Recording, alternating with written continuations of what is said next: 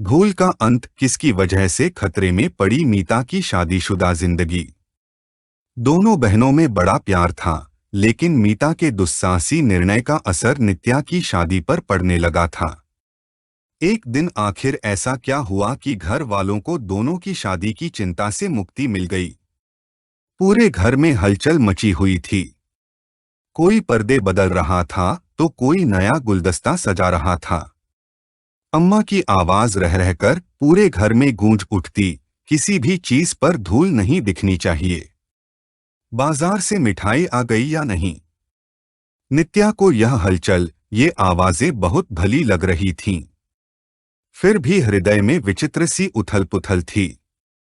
उसने द्वार पर खड़े होकर एक दृष्टि घर में हो रही सजावट पर डाली और वह मीता को खोजने लगी। थोड़ी देर पहले तक तो उसी के साथ थी। उसकी उंगलियों के नाखून सजाते हुए लगातार बोलती जा रही थी, अब हाथ नहीं सजेंगे तो भला उनके सामने प्लेट बढ़ाती तुम्हारी उंगलियों पर ध्यान कैसे जाएगा जीजाजी का। नित्या के दिमाग में पूरी घटना एक बारगी दौड़ गई। मीता कैसे उसे चिढ़ाती हुई बोली, क्या दही बड़े बनाए हैं, मैंने आने दो जरा, सजावट में इतनी लाल मिर्च डालूंगी कि सीसी न कर उठें हमारे होने वाले जीजाजी तो कहना। नित्या के मन में तो मीठी मीठी गुदगुदी हो रही थी, पर ऊपर से क्रोध का दिखावा कर वह उसे डांटती भी जा रही थी। चुप मीतू, अभी वे कौन लगते हैं हम दोनों के। हाँ भई, अभी कौन लगते हैं। अभी तो केवल देखना दिखाना हो रहा है। फिर उसकी हथेलियां छोड़ बोली, तू भी दीदी एकदम बोर है। वही पुराना जमाना लिए जी रही है। अपना तमाशा बनवाना। यह कहने के साथ ही वह स्तब्ध सी हो उठी। नजरें झुकाए एकदम कमरे से बाहर निकल गई। उफ, अब जाने कहाँ जाकर रो रही होगी पगली। नित्या ने स्मृतियों को झटकते हुए सोचा, तभी बड़ी ताई दंदनाती हुई उसके कमरे में आ गईं। मीता कहाँ है। पता नहीं, उसने कहा। बता नहीं रहे तो ठीक है, उन्होंने होंठ सिकोड़कर कहा। मैंने तो सुबह ही छोटी को कह दिया था कि मीता को लड़के वालों के सामने न आने देना। लेकिन ताई, उसने टोकना चाहा। लेकिन वेकिन कुछ नहीं। उसके कारण तू कब तक भुगतती रहेगी। नित्या का मन अवसाद से भर उठा। पता नहीं ताई की बात में कितना सत्य है। मीता की एक छोटी सी भूल क्या उसके साथ साथ पूरे घर के लिए भी दुखों का पहाड़ बन गई है। नित्या की आंखों में मीता की मस्तमौला छवि घूम गई।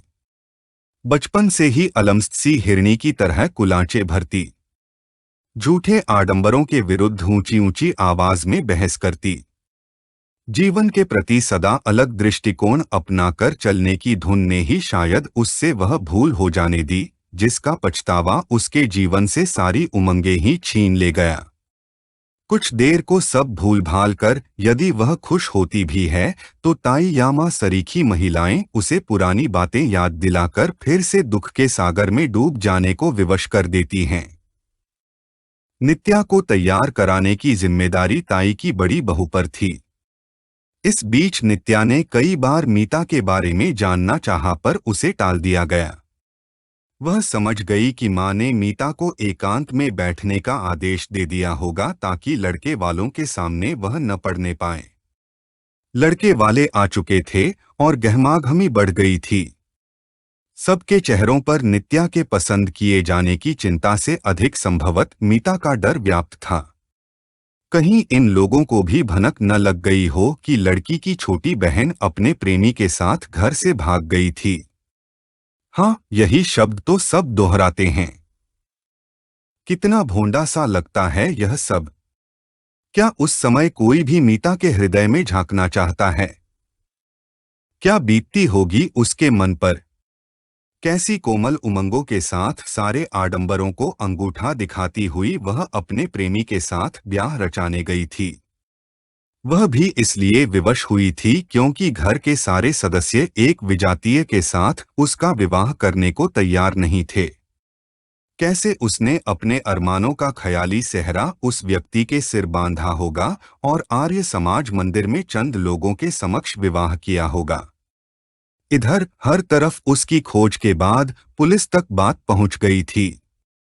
जब वह अपने पति के साथ स्कूटर पर घर वालों से मिलने आ रही थी, तभी पुलिस की जीप उनके पीछे लग गई। मीता जल्दी से सीधे घर पहुंचना चाह रही थी कि तभी अचानक तेज रफ्तार के कारण घटी दुर्घटना में वह अपने सारे सपनों, सारे अरमानों से हाथ धो बैठी थी। मीता अपने पति के शव पर ढंग से रो भी न पाई थी कि उसे घर वाले जबरदस्ती पकड़कर ले आए थे।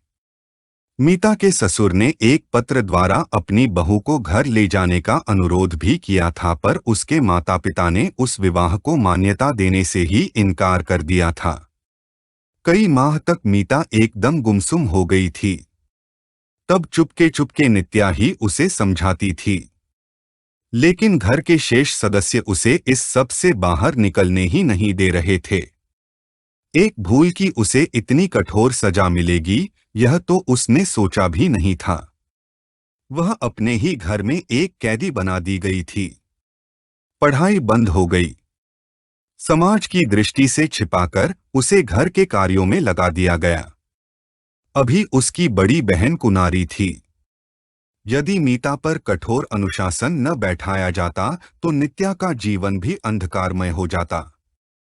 हालांकि तमाम सावधानियों के बाद भी नित्या के विवाह में निरंतर बाधाएं आ रही थीं। इसलिए अब लड़के वालों से मीता को छिपाया जाता था। मेज पर कई प्रकार की मिठाइयाँ, नमकीन और मेवे सजाए जा रहे थे।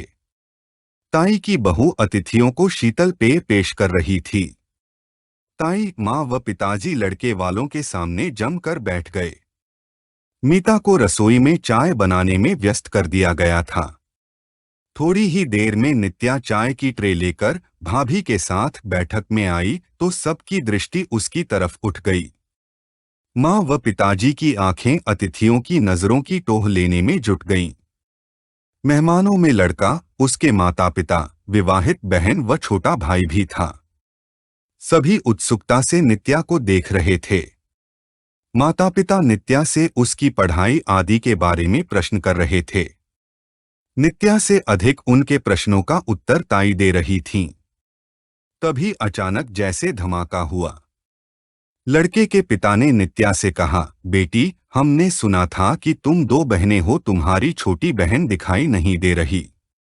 नित्या ने घबराकर माँ व पिताजी को देखा। ताई सहित सभी के चेहरे का रंग उड़ गया। पिताजी ने स्थिति को संभालने के लिए कहा, जी हाँ, वह बहुत शर्मीली है, रसोई में व्यस्त है। वाह, बहुत अच्छी चाय बनी है, लड़के के पिता ने कहा। शेष मेहमान मुस्कुराकर उनका साथ दे रहे थे। तभी लड़के की मां ने कहा, बुलाइए न उसे भी, मिल तो लें। पिताजी, मां तथा ताई आदि मन ही मन पिता को कोसने लगे कि आखिर वह घड़ी आ ही गई जिसका डर था। सब एक दूसरे का मुंह देखकर जैसे आंखों ही आंखों में पूछ रहे थे कि अब क्या करें। जाओ बेटी, तुम बुला लाओ अपनी बहन को डोट, आखिर अपने होने वाले जीजाजी से उसे भी तो मिलना चाहिए। उनकी इस बात पर घर वालों की आंखों में जहां यह संकेत पाकर चमक आ गई थी कि नित्या उन्हें पसंद आ गई है, वहीं आगे अब क्या होगा, यह सोचकर उनका सिर चकराने लगा। ये लोग कुछ कहते उससे पहले ही नित्या उठकर अंदर चली गई।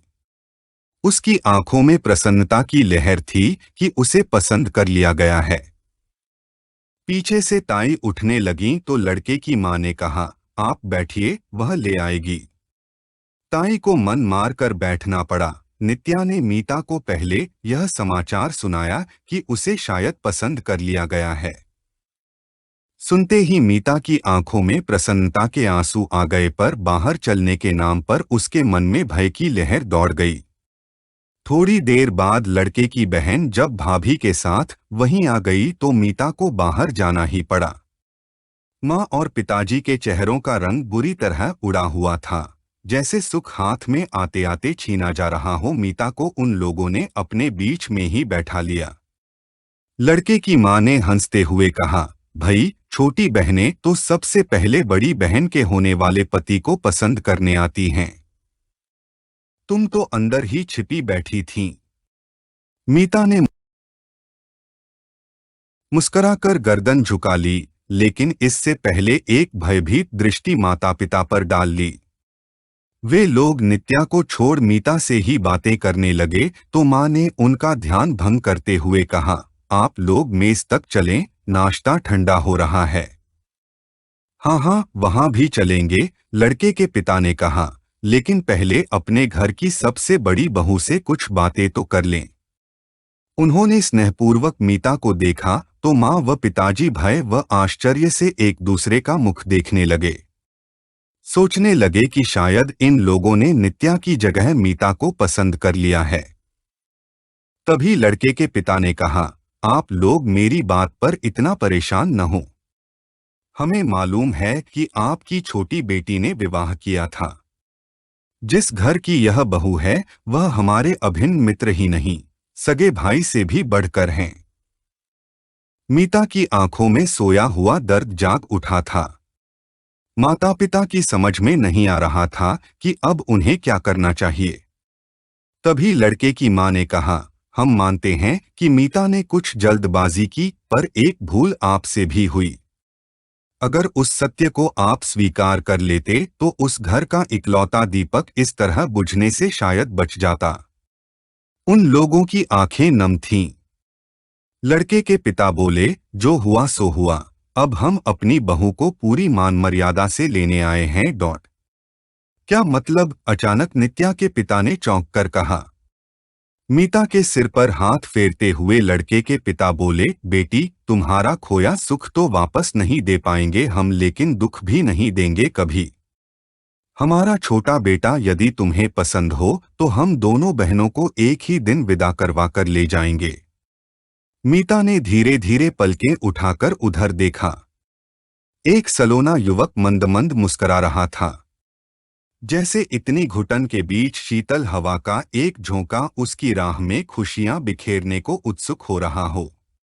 मीता ने माता पिता की ओर देखा और दुख व संकोच से गर्दन झुका ली। नहीं, अब कोई निर्णय वह स्वयं नहीं करेगी। मालूम नहीं फिर कौन सी भूल कर बैठे। लेकिन उसके माता पिता कदाचित अपनी सोच से बाहर निकल चुके थे। अनायास ही पिता ने उठकर लड़के के पिता के दोनों हाथ थाम लिए। हमें अपनी भूल का बहुत पछतावा है। मां ने भी खुशी के आंसू पोंछते हुए कहा, हम अपनी दोनों बेटियों का रिश्ता आज ही करने को तैयार हैं। घर में अचानक ही चारों ओर खुशियां बिखर गई थीं। शगुन की रस्म से पहले साड़ियां पहनते हुए नित्या ने अचानक मीता के कान में कहा, मीतू, तेरे उसकी प्लेट में कितनी मिर्च डालूं कि जन्म भर सीसी करता रहे।